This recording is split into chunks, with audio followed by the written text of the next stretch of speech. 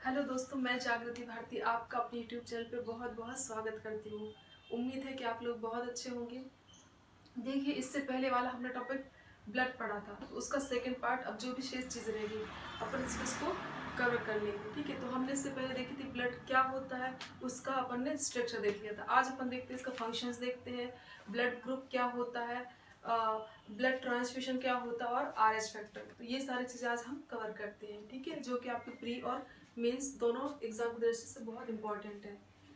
तो देखिए, सबसे पहले हम देखते हैं ब्लड के कार्य देख लेते हैं इसमें कि रक्त के क्या क्या कार्य होते हैं। तो मैंने आपको पढ़ाया था आरबीसी, डब्ल्यूबीसी और ब्लड प्लेट्स। तो वो तीनों के कार्य क्या है वह आपकी इसी में आ जाएंगे। तो सबसे पहले हम देखा था आरबीसी का कार्य। तो आरबीसी क्या काम करता था? तो आरबीसी ऑक्सीजन एवं CO2 का परिवहन करता था। तो अपन क्या लिख देंगे? रक्त ऑक्सीजन एवं CO2 का परिवहन करता है। ठीक है, दूसरा काम आ जाएगा इसका, घावों को भरने में मदद करता है। ठीक है, जो हमारे हमको चोट लग जाती है, जो हमारे टिश्यू डैमेज हो जाते हैं, उनको भरने का काम कौन करता है? ब्लड करता है। अगला क्या है? रक्त का थक्का, यानी कि ब्लड क्लॉटिंग काम भी कौन करता है? ब्लड करता है। इसके अलावा शरीर की रोगों से रक्षा करता है, जो कि WBC का कार्य था। ठीक है, और क्या काम करता है ये? शरीर का ताप नियंत्रण, मतलब जो बॉडी का हमारा टेम्परेचर होता है उसको कंट्रोल करने का काम कौन करता है? ब्लड करता है। क्लियर? तो ये आपको याद रखने, फंक्शंस के याद रखने। अगर मेंस में क्वेश्चन पूछ ले ब्लड क्या है, इससे कार्य लिखिए, तो आप आराम से लिख पाएंगे। ठीक है, अब हम क्या ले लेते हैं इसके बाद? रक्त समूह, जिसे बोलते हैं ब्लड ग्रुप कहते हैं। तो देखिए, अगर हम बात करके ब्लड ग्रुप की कैसे खोज हुई, तो ये चीज़ें मैं थोड़ा सा आपको इसकी हिस्ट्री बता देती हूँ। अगर आपसे पूछे एग्जाम में कि ब्लड की खोज कब हुई, तो हम क्या लगाएंगे? इसी खोज करी थी कार्ल लैंडस्टीनर ने। कब करी थी? तो 1900 से 1901 में की थी। और सन 1930 1930 में इनको अपनी इस खोज के लिए नोबेल प्राइज दिया गया था। अब ऐसा तो है नहीं कि 1900 से पहले ब्लड नहीं दिया जाता था एक दूसरे को, प्राचीन काल से दे रहे हैं, जब भी इंसान कमी होती थी। तो समस्या क्या आ रही थी कि कई बार क्या होता था, जो लेने वाला व्यक्ति होता था उसकी डेथ हो जाती थी।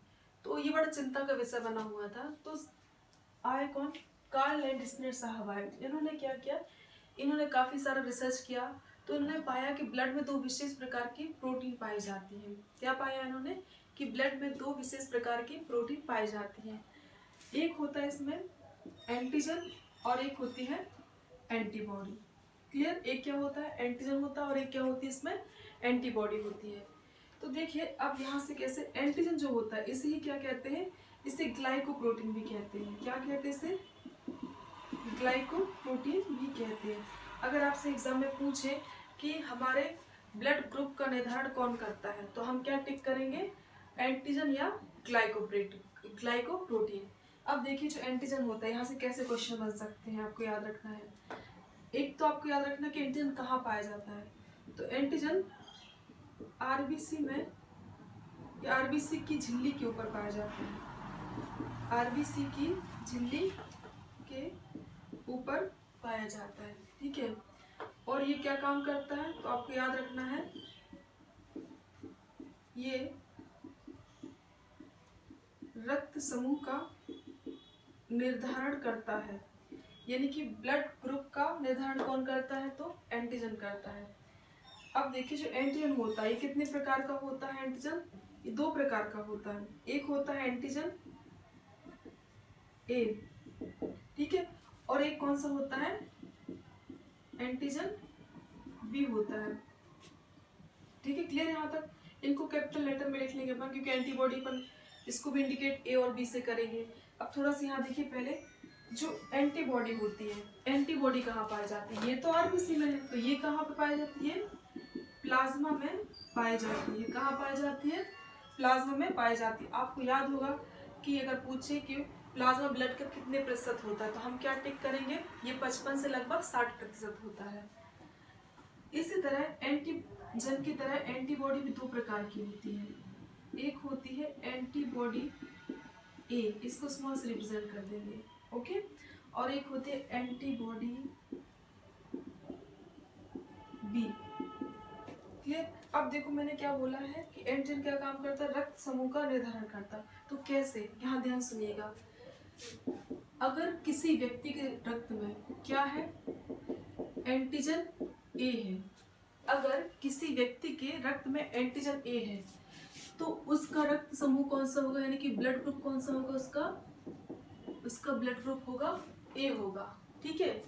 और अगर किसी व्यक्ति में क्या है, एंटीजन बी है, उसका ब्लड ग्रुप कौन सा होगा, उसका ब्लड ग्रुप होगा बी होगा।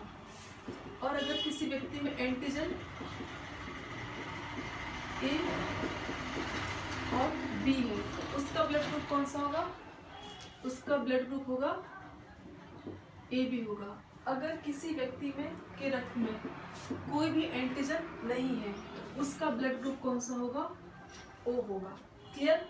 मतलब एंटीजन पे क्या होता है, व्यक्ति का ब्लड ग्रुप निर्धारित होता है। अगर किसी व्यक्ति में एंटीजन ए है तो ब्लड ग्रुप ए, अगर एंटीजन बी है तो ब्लड ग्रुप बी, अगर एंटीजन ए बी है तो ब्लड ग्रुप ए बी, और अगर कोई भी एंटीजन नहीं है तो उसका ब्लड ग्रुप कौन सा होगा, ओ होगा। क्लियर इतनी चीजें। अब देखिए, अब हम थोड़ा सा एक और चीज देख लेते हैं। मैं आपको थोड़ा बता देती हूँ कि अगर आप एमपीपीएससी मेंस का 2016 का पेपर उठा के देखेंगे तो ये क्वेश्चन ऐसे पूछा गया था, 6 नंबर में आया था कि रक्त समूह पर टिप्पणी लिखिए। ओके, इस टाइप से क्वेश्चन आया था। तो हो सकता है कभी पूछ ले, दूसरा यहाँ से रिलेटेड क्वेश्चन आया है कि रक्त क्या होता है, इसके फंक्शंस लिखे, या फिर रक्त की संरचना बताइए, इस टाइप से क्वेश्चन पूछ सकता है। वो प्री में तो आपसे फैक्ट ही फैक्ट पूछता है, जो भी आपके वनडे एग्जाम होते हैं। अगली चीज हम क्या देखते हैं, रुधिर के चारों वर्गों के साथ एंटीबॉडी का वितरण देख लेते हैं, कैसे ये डिस्ट्रीब्यूट होता है। तो देखिए मैंने क्या बोला था, अगर कोई व्यक्ति है उसमें क्या है, एंटीजन ए है तो उसका ब्लड ग्रुप कौन सा होगा, ए होगा। और एक चीज आपको याद रखनी है कि एंटीबॉडी जो आती है वो हमेशा एंटीजन के अपोजिट ही आती है, ये बिल्कुल फिक्स है। जो भी क्या है एंटीजन है उसके अपोजिट क्या आएगी, एंटीबॉडी। तो एंटीबॉडी क्या आ जाएगी, यहाँ पे बी आ जाएगी। अगर यहाँ पे एंटीजन बी है तो एंटीबॉडी क्या आ जाएगी, ए आ जाएगी। अगर यहाँ पे क्या है, एंटीजन ए बी है तो यहाँ पे एंटीबॉडी क्या आएगी, यहाँ पे कोई भी एंटीबॉडी नहीं आएगी। और यहाँ पे क्या अगर एंटीजन कोई भी नहीं है तो यहाँ पे एंटीबॉडी क्या आ जाएगी, ए बी आ जाएगी। क्लियर। और ब्लड ग्रुप कौन सा होगा इनका, ओ होगा। ठीक है, इतनी चीजें आपको इसमें याद रखनी।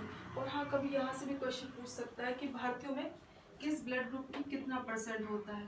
तो ए होता कितना, 23.5 यानी 23.5% होता है। बी कितना होता है, तो बी ब्लड ग्रुप वाले कितने इंडियंस मिल जाएंगे हमको, 34.5 मिल जाएंगे। और ए वाले कितने मिल जाएंगे, 7.5 मिल जाएंगे। और ओ वाले कितने मिल जाएंगे आपको, 34.5 मिल जाएंगे। क्लियर इतनी चीजें। अब हम देखते हैं कि डोनर और रिसीवर ये कैसे होता है। मान लीजिए कोई व्यक्ति है जिसका ब्लड ग्रुप है ए है, तो वो किस किस को ब्लड ग्रुप दे सकता है, तो वो किसको दे सकता है, ए वाले को दे सकता है। और किसको दे सकता है, वो ए बी वाले को दे सकता है। क्लियर। अगर कोई बंदा है उसका ब्लड ग्रुप क्या है, बी है, तो वो किसको दे सकता है, वो बी वाले को दे सकता है। और किसको दे सकता है, वो ए बी वाले को दे सकता है। और अगर कोई बंदा है जिसका ब्लड ग्रुप क्या है, ए बी है, ठीक है, तो वो सिर्फ किसको दे सकता है, ए बी वाले को दे सकता है। या यूँ बोले ए बी वाला किसका ले सकता है, तो ए बी वाले तो सबके ले सकते हैं, ए वाले से भी ले सकता है, बी वाले से भी ले रहा है यहाँ पे, और ए बी वाले से भी ले रहा है, अभी ओ से भी ले लेगा ये। तो अब यहाँ पे क्या है, ओ है, तो बात करते ओ किस किस को दे सकता है ब्लड ग्रुप अपना। तो ओ वाला जो होता है वो ए वाले को भी दे सकता है, बी वाले को भी दे सकता है, ए बी वाले को भी दे सकता है, और ओ वाले को भी दे सकता है। अब देखिए यहाँ पे आप क्या देख रहे हैं, देखो ये ए बी दिख रहा है आपको, यहाँ से भी लिया इसने, ए से भी ले लिया, बी से भी ले लिया, ए बी से भी ले लिया, और ओ से भी ले लिया। इसीलिए ए बी जो पॉजिटिव होता है वो कैसा होता है, यूनिवर्सल रिसीवर कहलाता है। क्या कहलाता है ये, यूनिवर्सल रिसीवर, यानी कि सर्वग्राही। बहुत क्वेश्चन आता है कि सर्वदाता किसे कहते हैं और सर्वग्राही किस ब्लड ग्रुप को कहते हैं। जो ओ वाला है इसे क्या बोलते हैं, यूनिवर्सल डोनर, देखिए सबको दे रहा है, ए वाले को भी दे रहा है, बी वाले को भी दे रहा है, ई वाले को भी दे रहा है, ओ वाले को भी दे रहा है, इसलिए क्या है सर्वदाता। लेकिन कंफ्यूज मत होइएगा, अगर एग्जाम मान लो इसे दे दिया पूछे कि यूनिवर्सल डोनर किसे कहते हैं, सर्वदाता किसे कहते हैं, ऑप्शन दे दे ओ पॉजिटिव और ओ नेगेटिव, तो आप क्या लगाएंगे, ओ नेगेटिव वाले को ही क्या बोलते हैं, सर्वदाता कहते हैं। आपने मूवी देखी होगी सुल्तान, पिक्चर देखी होगी, सलमान खान की मूवी थी, तो उसमें उसका जो बच्चा रहता है उसकी डेथ हो जाती है, क्योंकि जो सलमान खान रहता है उसमें उसके ब्लड ग्रुप ओ नेगेटिव रहता है, तो उसके बच्चे का भी कौन सा रहता है, ओ नेगेटिव रहता है, और ओ नेगेटिव वाला सिर्फ ओ नेगेटिव वाले से ही ले सकता है, जबकि ओ पॉजिटिव वाला ओ पॉजिटिव वाले से भी ले सकता है और ओ नेगेटिव वाले से भी ले सकता है। लेकिन दिक्कत किस जगह जाती है, ओ नेगेटिव वाले के साथ, क्योंकि ये सिर्फ किससे ले सकता है, ओ नेगेटिव वाले से ही ले सकता है। क्लियर? तो ये चीज़ें आपको क्या हो गई, ये हमारा ब्लड ग्रुप हो गया। अब हम क्या देख लेते हैं, फटाफट देखते हैं अपन RH फैक्टर देख लेते हैं। तो मैं ये मिटा देती हूँ, आप पॉज करके इसको लिख लीजिएगा, आप एक दो बार सुनेंगे तो आपको ऑटोमेटिक ही याद हो जाएंगे, चीज़ समझ में आ जाएंगी। आई थिंक आपको समझ में आ भी रहा होगा, आप लोग कमेंट करके बताते ही नहीं मुझे। चलिए अब देखते हैं हम क्या RH फैक्टर ले लेते हैं जल्दी से। RH, तो यहाँ से कैसे क्वेश्चन बनते हैं याद रखिएगा। RH फैक्टर का फुल फॉर्म होता है रीसस फैक्टर। क्या होता है, रीसस फैक्टर, ये पूरा इसका नाम है। देखिए RH फैक्टर की खोज किसने करी थी, तो इसकी खोज करी थी कार्ल लैंडस्टीनर और वीनर। किसने करी थी, कार्ल लैंडस्टीनर और वीनर, दो लोगों ने करी थी। कब करी थी, तो 1940 में करी थी। किस में की थी, ये क्वेश्चन बहुत आता है, तो इन्होंने की थी ये खोज मैकाकस रीसस बंदर में। किसमें करी थी, मैकाकस रीसस बंदर में ये खोज करी थी। इन्होंने क्या पता लगाया कि मनुष्य में क्या होता है, एक अलग प्रकार का एंटीजन पाया जाता है, जिसे क्या नाम दिया था उन्होंने, RH फैक्टर नाम दिया। जिस व्यक्ति में RH फैक्टर उपस्थित होता है उसे क्या कहते हैं, उसे RH पॉजिटिव कहते हैं। ओके, और जिस व्यक्ति में RH फैक्टर नहीं पाया जाता उसे क्या कहते हैं, उसे RH नेगेटिव कहते हैं। लगभग 95% भारतीय कैसे होते हैं जिनमें RH फैक्टर पाया जाता है। कितने, 95% इंडियंस ऐसे होते हैं जिनमें RH फैक्टर पाया जाता है। ठीक है, और इसके आधार पर ही क्या होता है, ब्लड ग्रुप का निर्धारण होता है।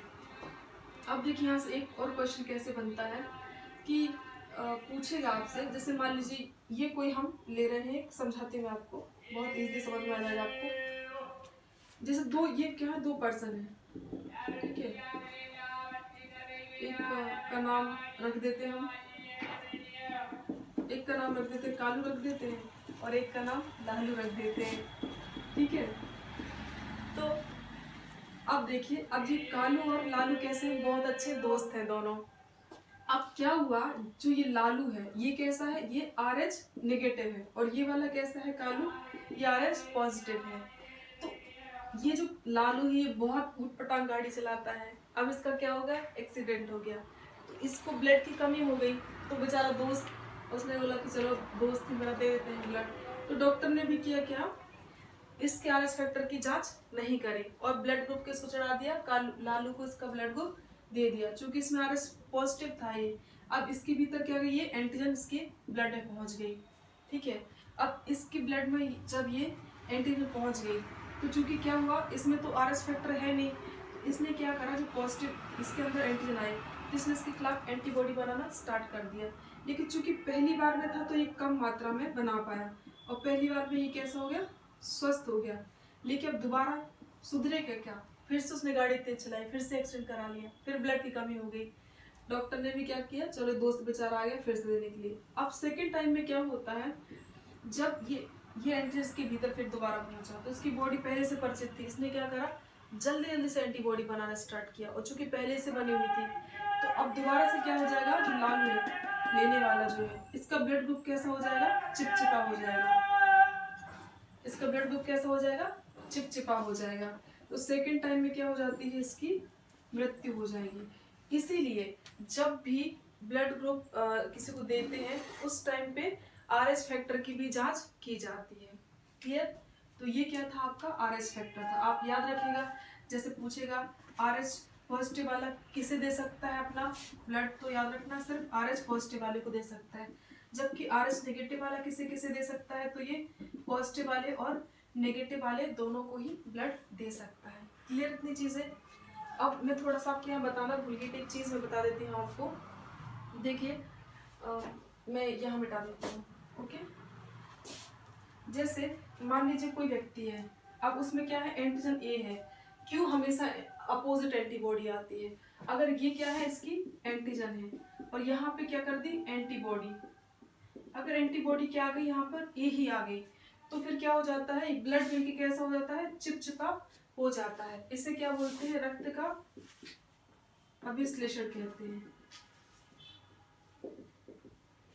ठीक है, इसीलिए जब भी ब्लड दिया जाता है तो इसका कॉम्बिनेशन हमेशा ध्यान दिया जाता है। एक के साथ अगर एंटीजन ए है तो एंटीबॉडी क्या आएगी, उसके साथ हमेशा अपोजिट ही आएगी। अगर एंटीजन ए है और एंटीबॉडी ए आ गई तो कैसे हो जाएगा, ब्लड मिलकर चिपचिपा हो जाता है। क्लियर? तो ये हो गया आपका RH फैक्टर भी हो गया, और हमने ब्लड डोनेशन क्या बोलते हैं, ब्लड ट्रांसफ्यूजन भी देख लिया, और अपन ने ब्लड ग्रुप भी देख लिया। अब थोड़े से कुछ फैक्ट से फटाफट बता देती हूँ मैं आपको, जो आपके एग्जाम की दृष्टि से बहुत इंपॉर्टेंट है। तो मैं एक काम करती हूँ, इधर मिटा देती हूँ ये वाला, देख लीजिएगा। पहला क्वेश्चन याद रखिएगा आप कि रक्त का थक्का जमने में कितना समय लगता है। चाहे तो आप लिखते जाइए। तो रक्त का थक्का जमने में, यानी कि ब्लड क्लॉटिंग में, रक्त का थक्का जमने में 5 से, माफ कीजिएगा, 2 से 7 मिनट का समय लगता है। कितना समय लगता है, 2 से 7 मिनट का समय लगता है। एक क्वेश्चन और बनता है, किस बीमारी में या किस रोग में रक्त का थक्का नहीं जमता है, तो हीमोफीलिया। किस में, हीमोफीलिया में रक्त का थक्का नहीं जमता है। ठीक है, याद रखिएगा, क्वेश्चन काफी इंपॉर्टेंट है। इवन मेंस 2018 में भी ये 6 नंबर में क्वेश्चन आ चुका है, 3rd पेपर में। ओके, अगला क्वेश्चन याद रखिएगा। एक क्वेश्चन आता है, रक्त का थक्का जमाने हेतु अनिवार्य प्रोटीन। रक्त का थक्का जमाने हेतु अनिवार्य प्रोटीन कौन सी है, तो बताया था मैंने आपको, फाइब्रोनेजिन। ठीक है, अगर प्रोटीन पूछे तो फाइब्रोनेजिन, अगर पूछे रक्त का थक्का जमाने हेतु कौन सा विटामिन मदद करता है, तो आप क्या टिक करेंगे, फिर के करेंगे। और अगर पूछे कि रक्त का थक्का जमाने में कौन सी रक्त कणिकाएं, यानी कि कौन सी ब्लड कॉर्पस मदद करती है, तो उस दौरान आप क्या टिक करेंगे, उस दौरान आप टिक करेंगे ब्लड प्लेटलेट्स, जिसे बोलते हैं रक्त बिम्बाणु कहते हैं। क्या कहते हैं इसको, रक्त बिम्बाणु। ठीक है, और अगर पूछे कि रक्त का थक्का जमाने में कौन सा खनिज मदद करता है, कौन सा मिनरल्स, तो आप क्या टिक करेंगे, देन आप टिक करेंगे कैल्शियम डबल प्लस आयन। ठीक है, तो ये चीजें कंफ्यूज नहीं होना, प्रोटीन आ गया तो 5 से लगा देंगे। रक्त का थक्का जमाने में मदद करने वाला विटामिन, तो विटामिन के। रक्त का थक्का जमाने में मदद करने वाली रक्त कणिकाएं कौन सी है, तो ब्लड प्लेटलेट्स। और पूछेगा कौन सा खनिज है, तो हम क्या टिक कर देंगे, कैल्शियम डबल प्लस आयन। अगला देखिए, और क्वेश्चन आता है कि ब्लड बैंक में कितने समय तक ब्लड को रखा जा सकता है, तो ब्लड बैंक में ब्लड को अधिकतम 30 दिन तक रखा जा सकता है। अगला क्वेश्चन पूछता है कि ब्लड बैंक में कितने टेम्परेचर पर रखा जाता है, तो 40 डिग्री फ़ारेनहाइट पर रखा जाता है। ठीक है, तो ये चीज़ें आप याद रखिएगा। अब देखिए, तो ये आपका क्या हो गया, ब्लड कंप्लीट हो गया। और अगर कुछ भी चीज़ आपको समझ में नहीं आती तो आप कमेंट कर सकते हो, मुझे बता सकते हैं। और अगर वीडियो अच्छा लगे तो प्लीज़ लाइक करें, शेयर करें और सब्सक्राइब करें, ताकि और भी अच्छे मैं आपके लिए वीडियो ला सकूं। Thank you so much.